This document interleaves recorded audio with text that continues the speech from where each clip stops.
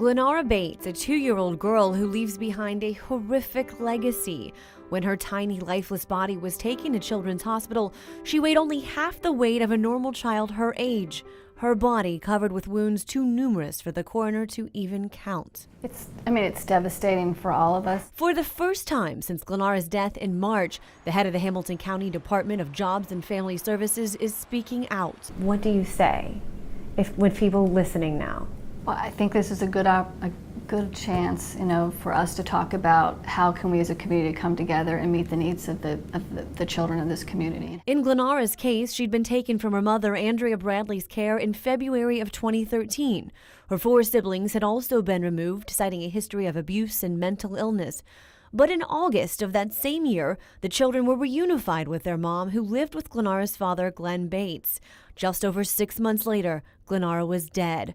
Authorities say she was tortured and severely malnourished. County leaders are calling for change. It's that egregious a case that we got to do something drastic. But what? In 1977, there were less than 15,000 children in custody in Ohio. Today, there are 17,000 children in the Hamilton County system alone. Talk about what you guys are up against when you're facing those kinds of numbers. It's a daunting number. It's a very challenging number. And then there's the issue of reunification. The law requires us to try to have our JFS workers reunite families. Do we need to change the law? Do we need to change the whole system?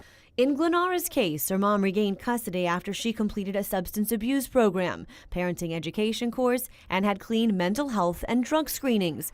Weir herself admits caseworkers who have since left the agency didn't follow proper protocol. But the question remains, should children ever be reunited with parents like Andrea Bradley? There's always going to be a certain percentage of the population that will never be able to parent their child despite our best efforts. This little face, a horrible reminder of what could happen when the system fails. I think it's hard for any of us really to imagine some of the things that are happening in our community.